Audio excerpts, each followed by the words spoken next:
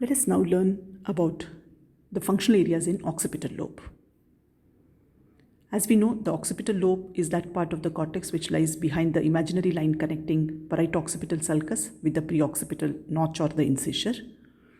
So we see a small part of the parieto-occipital sulcus about 5 centimeters anterior to the occipital pole along the superomedial margin. Running just behind and parallel to that, we see the transverse sulcus in the occipital lobe. The gyrus around the parieto-occipital sulcus is the arcus parieto-occipitalis. Close to the occipital pole, sometimes we may see the posterior end of the calcarine sulcus extending from the medial surface onto the superolateral surface. Anterior to this, we see the vertically running lunate sulcus, which are marked above and below by the superior and inferior polar sulci. Anterior to this lunate sulcus, we see a horizontally running sulcus known as lateral occipital sulcus. This divides the area of the occipital lobe into a superior and inferior occipital gyri. The part of the cortex between lunate sulcus and lateral occipital sulcus is known as gyrus descendens. So the portion of the superolateral surface in the occipital lobe behind the lunate sulcus is the area 17. The cortex which is within the lunate sulcus is area 18, and the cortex anterior to the lunate sulcus is the area 19. Now visual areas are classified as primary visual area, otherwise known as striate cortex. This includes area 17. Visual association areas, which include parastriate and peristriate cortex, that is area number 18 and area number 19 respectively. That is, parastriate is area 18, peristriate cortex is area 19. And then we have higher association areas, which include angular gyrus or area 39 in the inferior parietal lobule and inferior temporal gyrus or area number 20. Visual areas are also classified as primary visual cortex or V1, that is area 17, second visual area or V2, which is in the posterior part of area 18, third visual area or V3, which is located in the anterior part of area 18, fourth visual area or V4, which is located in the area 19, and fifth visual area or V5, which is located in the posterior end of middle temporal gyrus. So coming to the medial surface, we see parieto-occipital sulcus and a prominent calcarine sulcus here. These two will be meeting at their anterior ends. Now between the parieto-occipital sulcus and calcarine sulcus, we see cuneus, and below the calcarine sulcus, that grey matter or the cortex is known as lingual gyrus. Now area 17 extends along the depth of the calcarine sulcus as well as along its lips. So part of it is seen in cuneus, part of it is seen in the lingual gyrus. Area 18 or the parastriate area is seen above and below this area 17. Area 19 or the peristriate area is seen further outwards, that is above the area 18 and below the area 18. Now coming to primary visual area or area 17 or V1, as we see here, it extends along the calcarine sulcus, depth of the calcarine sulcus, above and below it, partly extending to cuneus and lingual gyrus, and also onto the superolateral surface just behind the lunate sulcus. It's also known as striate cortex because even when you cut this cortex with a hand lens, you can find a white line across the cortex. That line is known as stria of Jenner. It is nothing but a very prominent external band of bell archer.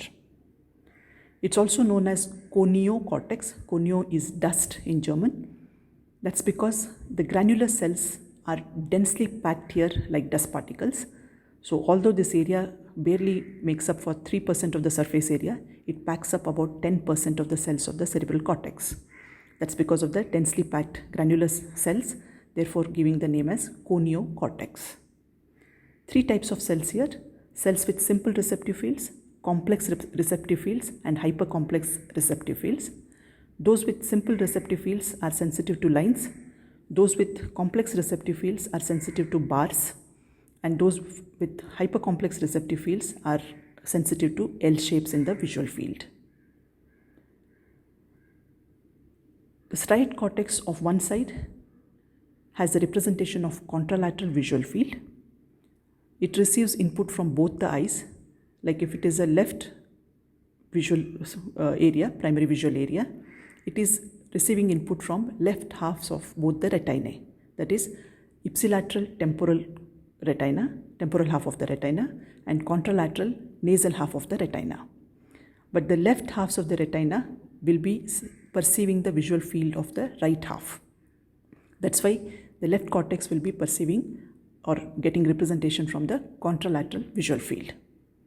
Matching points of two retinae, that is left and right eye retinae, will be located side by side within the striate cortex.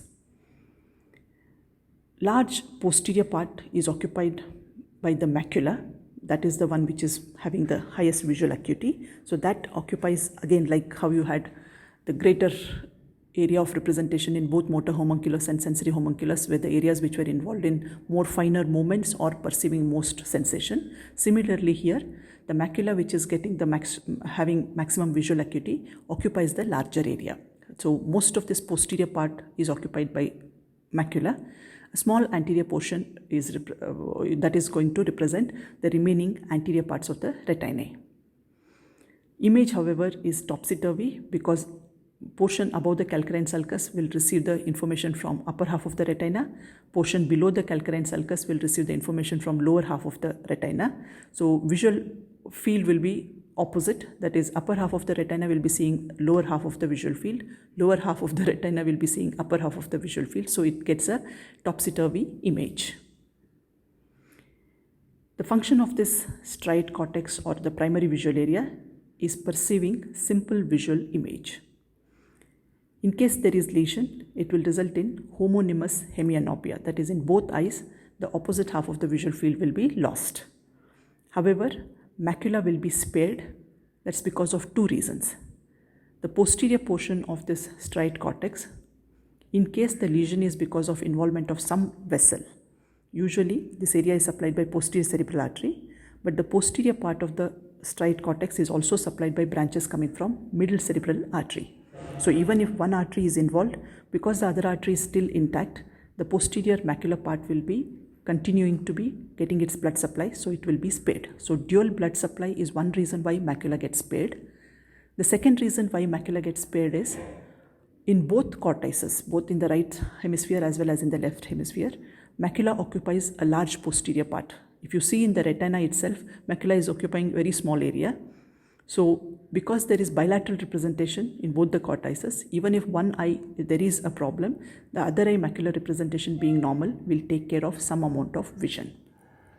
So both because of dual blood supply as well as because of the dual representation, macula will be spared. So that will result in what is called as tunnel vision. The person can see right in the middle only, but his peripheral visual field will be lost.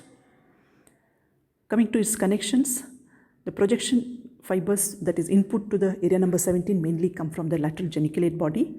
We will study it more in detail in the video on visual pathway, partly also from pulvinar and intralaminar nuclei of thalamus. It sends association fibers to area 18 and 19, also to frontal eye field and parietal eye field and some of the areas in the temporal lobe. Main output is to superior colliculus, pretectal region, reticular formation, pontine nuclei as well as to the striatum. Now coming to the next part, that is the parastriate area, or otherwise known as area 18, which includes both V2 and V3. V2 is dorsal and V3 is ventral, and a separated area within the V3 called as V3A. Now the function of parastriate area is it helps in perceiving more complex images. Probably it also has a role in identifying color, shape and depth, but color is more onto V4 area. Here it can just differentiate whether it is a black to gray color or whether it is colored substance. The input again is from the lateral geniculate body, but one of its main input is from the pulvinar. Now that has a functional significance, so we will discuss that little more. The other connections will be with area number 17, it receives the association fibers. It projects to area number 19 as well as to parietal eye field. Output will be the projection output will be to the same areas where the striate cortex was projecting. So as I said, it receives input from the pulvinar. Now that takes slightly different pathway. The optic tract, most of the fibers in the optic tract will first relay in the lateral geniculate body. From the lateral geniculate body, the fibers will be projected to V1 or the primary visual cortex. But some of the fibers which do not relay in the lateral geniculate body, they travel and reach the superior colliculus. Now that will be actually having a separate pathway, but some of the fibers from the superior colliculus will project back to pulvinar. From the pulvinar, the projection is to this parastriate area or area 18. Now this is what is the basis, what forms the basis for blind sight. So when there is injury to the striate cortex bilaterally, the person is absolutely blind. But because of this communication through the pulvinar, the patient perceives moving light although he is blind. He can't see it, but he feels as though there is light moving, what we call as blind sight. Now that is because of the projection via the pulvinar to the area number 18. Now coming to the peristriate area or the area number 19 or the V4 area. Now this is involved in identifying colors as well as in orientation selection. Now this is also known as Watt area because it mostly helps in identifying what is the object. Bilateral lesion to this peristriate area or area 19 or V4 area, that will result in achromatopsia, that is, the patient will be unable to identify the colors after that. Its main input is from the association fibers coming from area 18 and it projects to inferior temporal gyrus. After V4, we also have a V5 fifth visual area or V5 area. Now this is located in the anterior part of area 19 as well as the posterior part of the middle temporal gyrus at that junction. This is known as Weir area because it will be useful, or the function of this is to detect movement in the visual field. So any object which is moving, it will be tracking that. Again, its main input is from the other visual areas V1, V2, V3, V4. Also, it will project to temporal and parietal eye fields as well as to the superior temporal gyrus. Projection input is from the pulvinar and intralaminar nuclei. So based upon the various visual areas, there are two visual pathways here. There is a dorsal Weir pathway, that is, the visual input to the area V1 and V2 will be projected then onto V5 area. From there, it will be projected to superior temporal gyrus and then reaches the area 7A, which is located in the superior parietal lobule. Now this whole pathway is involved in movement detection. So any object which is moving in your visual field, the tracing will be done through this dorsal Weir pathway. This pathway is also involved in stereopsis, that is 3D vision, that is identifying the depth or perceiving the depth. So if an object A is behind an object B, so the depth perception is perceived because of this dorsal pathway. Any lesion to this pathway will result in disruption of motion perception. From the area 7A, there is further projection to frontal eye field. So as long as only up to area 5 is active, that's a covert attention being paid to any object moving in your visual field. But the minute the information is sent to frontal eye field, now it becomes an overt attention. So the person voluntarily, with voluntary saccades, he will be following the moving object. Information thereafter will be also sent to dorsolateral prefrontal cortex, which is going to decide whether to approach that moving object or to withdraw, depending upon what object it is. So that decision is made by the dorsolateral prefrontal cortex. If the decision is approach, then that will result in reaching action to the moving object. The second pathway is the ventral pathway, otherwise known as Watt pathway. So here, the visual information which is reaching V1 and V2 is then projected to V4 area.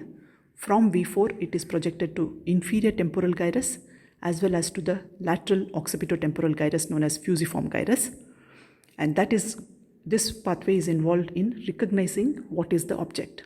So the dorsal pathway is involved in identifying where is the object in your visual field, whereas this ventral pathway is involved in identifying what is the object. So let us find out how it is done. Once that information reaches from V4 to the posterior part of the inferior temporal gyrus, this posterior part of the inferior temporal gyrus, that is area number 20, has areas to recognize generic form of the object. The lateral part is actually identifying generic objects. Mid region identifies generic face, and medial part will identify color. When I say generic object, it just identifies whether it's a ball or a building or a car, any object, without giving any further specifics. Generic face, whether it's a face of a human being, male, female, a dog's face, a cat's face. So generic face identification is done in the mid region. And the medial region, of course, is involved in identifying the color. So after the information is received by posterior part of the inferior temporal gyrus, it will then project it to anterior part of the inferior temporal gyrus as well as to the fusiform gyrus. There we have the specific identification of the object or the face. So it will identify, oh, this is my car, or this is my neighbor's car, or neighbor's cat, and this is the face of my mother, or this is the face of my neighbor. So specifically identifying face or the object is done by the anterior part of inferior temporal gyrus as well as in the fusiform gyrus, which is located in the lateral occipitotemporal gyrus. From here, the information is then sent to amygdala and orbitofrontal cortex, which will be involved or active in case what is being seen is a threatening object or a threatening face. After having studied the two visual pathways, that is a dorsal Weyr pathway and a ventral Watt pathway, let us also look at various eye fields located in the cerebral cortex. There are about 6 of them which are identified.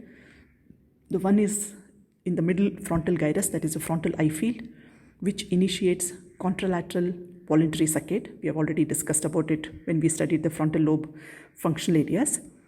So basically, the left-sided frontal eye field will allow you voluntarily to look onto the right side.